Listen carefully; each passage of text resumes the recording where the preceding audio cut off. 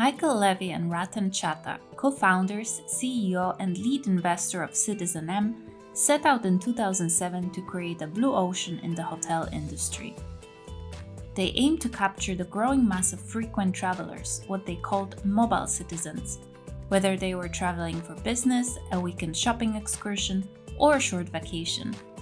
Mobile citizens tend to stay at 3-star or luxury hotels. The question was, why would frequent travelers choose luxury hotels over 3-star hotels and vice versa? Despite all the factors the hotel industry competes on, Levy, Chadha, and their team found that only 3 factors stood out as decisive in determining why frequent travelers traded up to 5-star hotels over 3 stars. These were the meta feeling of luxury and beauty they experience, its more luxurious sleeping environment, and their prime location. As the team probed why people choose a 3-star hotel over 5-star, price jumped out as the most common factor, followed by one other.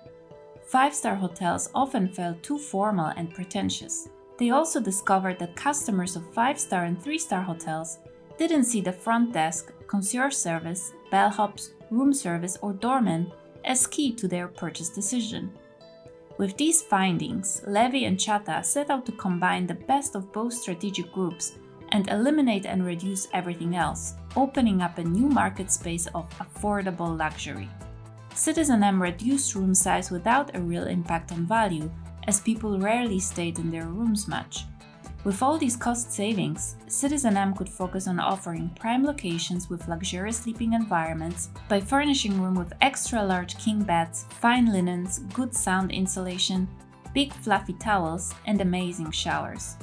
citizenM also created a communal living space that is comfortable, relaxing, and surprisingly beautiful. In this way, luxury customers' need for beauty and inspiration would be immediately met on entering the hotel, and so would 3-star customers' need for less formality and pretension. Consider these facts. citizenM hotels earn the highest guest ranking in the hospitality industry, placing them in the fabulous and superb categories, right alongside 5-star hotels. Yet, they are priced to be affordable to 3-star customers.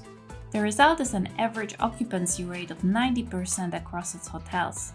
As for costs, the total costs per room are roughly 40% lower than the average for 4-star hotels. Today, citizenM hotels are expanding across the major cities of the world, getting rave reviews with customers describing the brand as stylish, high-tech, world-class, and the hotel of the future among many accolades.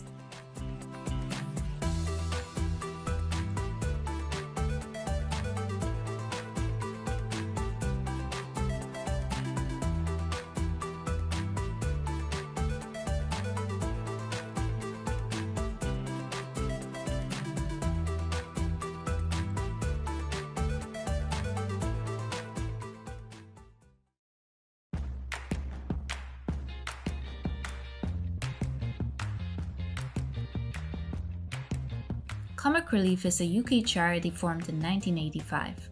It raises money to help bring about positive change in the lives of poor and disadvantaged people in the UK and around the world.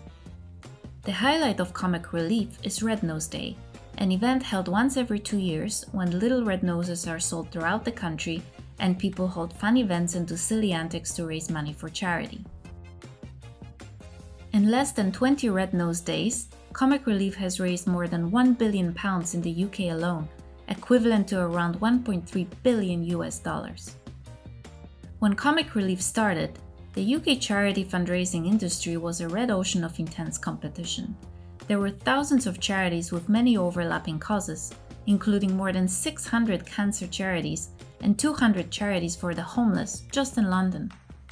What's more, in little over a decade, the number of charities had jumped by over 60%, and donor fatigue was setting in. People were tired of being made to feel guilty, of the continuous solicitations, of choosing the right charity to support among the plethora of options. At the time, UK fundraising charities could be divided into essentially 2 strategic groups: traditional large charities and newer, smaller ones. Yet both groups moved almost in lockstep. Both concentrated on soliciting donations from wealthy, educated, mostly older donors. Both invested heavily in year-round marketing and solicitations. Both publicly recognized large donations to encourage the same donors to give more. And both groups organized even fancier and more costly fundraising galas. The key difference between the groups was that bigger, more established charities had the funds to do all of those on a larger scale. Comic Relief took a fundamentally different approach. While existing charities focused on how to get the wealthy to give out of guilt, Comic Relief's focus was on how to get everyone to raise funds by doing something funny for money. Unlike other charities, it eliminated or reduced expensive fundraising galas, year-round solicitations, the writing of grants, and provision of counseling and care services. And it didn't just target wealthy donors. It targeted people from all backgrounds, young and old, the wealthy and less well off.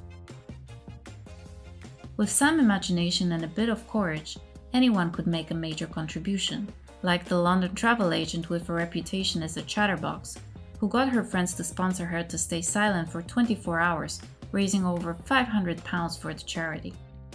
Taking part is as cheap and easy as purchasing a little red nose that is sold everywhere and currently costs just over £1 UK pound, equivalent to around $1.70.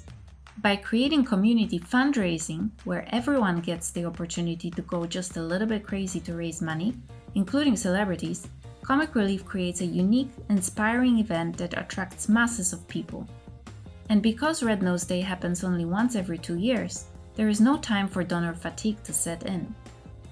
Moreover, unlike other top UK fundraising charities that give roughly 87% of their income to their charitable purpose, Comic Relief guarantees that 100% of donations go directly to the cause.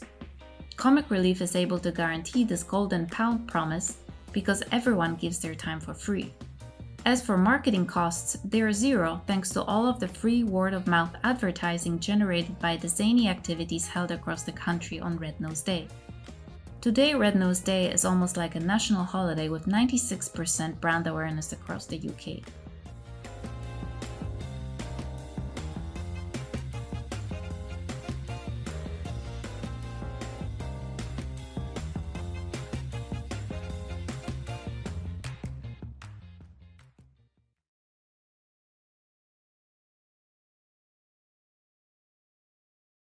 Reconstructing Market Boundaries 1 introduces the concepts of the 6 Paths framework and examines the insights gained from looking across alternative industries and strategic groups.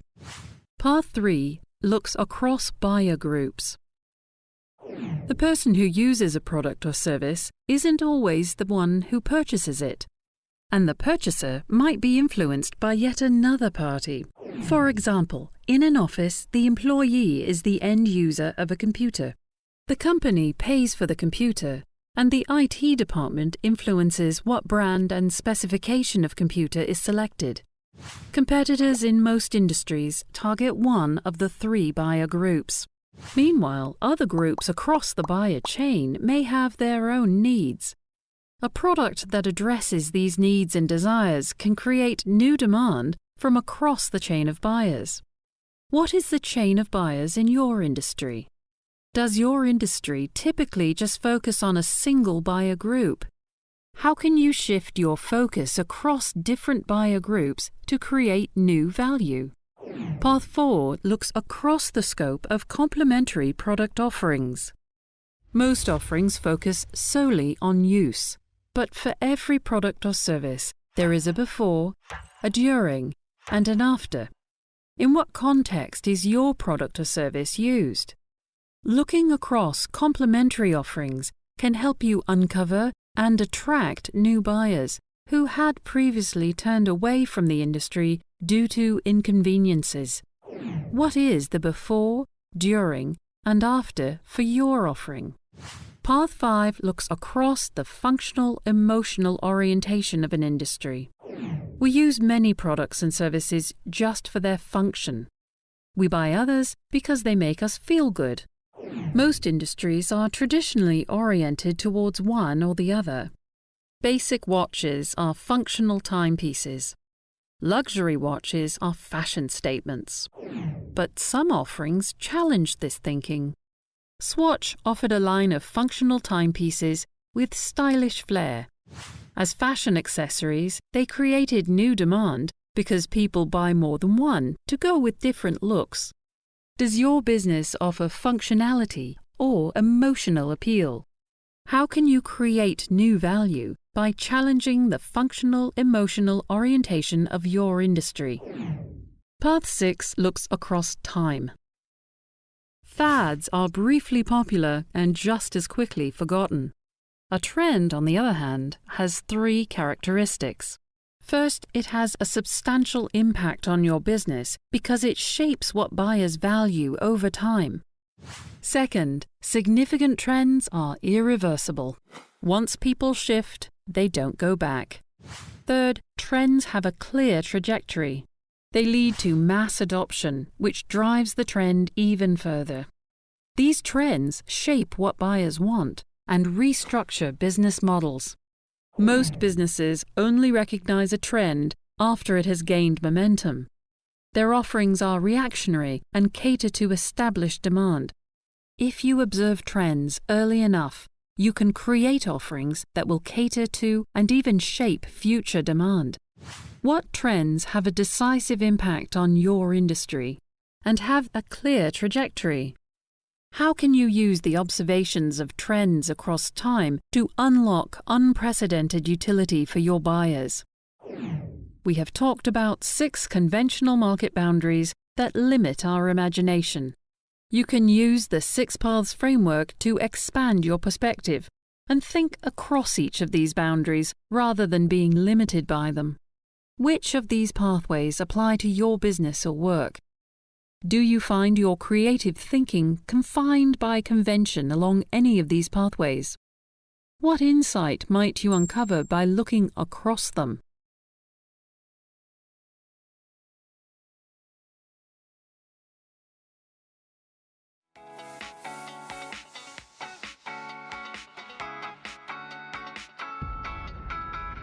In the US, apparel, footwear, and accessories is now the largest e-commerce category.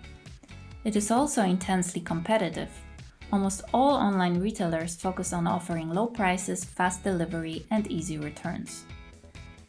Instead of competing head-to-head, Katrina Lake, the founder of Stitch Fix, took a different approach. Lake saw that when it comes to fashion-conscious women, online shopping had its pitfalls. The overwhelming selection, coupled with a lack of professional advice, can make the online shopping experience difficult and frustrating, especially when customers do not know which style suits them best. As Katrina Lake put it, "I knew there had to be another way." The answer was Stitch Fix, founded in 2011. Stitch Fix combines the best of online retail stores, the large selection and the ability to shop from anywhere, anytime, with the ultimate tailored experience of personal shoppers. Personal shoppers help wealthy and in-the-know women find the right clothes to match their attitude, body type, and sense of style. But they are too expensive for most women. To get around the high cost, Stitch Fix combine online retail with the human element of a personal shopper and AI to achieve differentiation and low cost. Stitch Fix asks women to fill in a list of questions on their body type, size, style, color, and material preferences, type of occasion they are looking to get clothes and accessories for, work, date night, casual weekends, etc., and their budget guidelines. Stitch Fix then takes this info and, with the aid of AI, a personal shopper pulls together a selection of clothes, shoes, and accessories to achieve an outfit that matches your stated need and look, which gets sent right to you. Customers are asked to pay a non-refundable $20 stylist fee for each shipment, called a fix. The fee is applied as a credit towards any merchandise the customer keeps, encouraging clients to purchase items. Plus, a 25% discount is given for those who purchase everything in the box, which is a major incentive to buy all 5 items, as it can be cheaper to keep everything than sending back one item. This also saves the company mailing cost and the burden of cleaning and checking all returns. Once the customer tries on the 5 items at home, she has 3 days to decide whether to keep or send back items.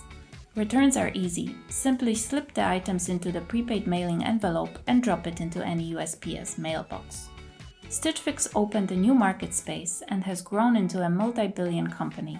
Women, and now men and children too, can get the ease and convenience of shopping online with the benefits of a personal shopper, and all at a reasonable price.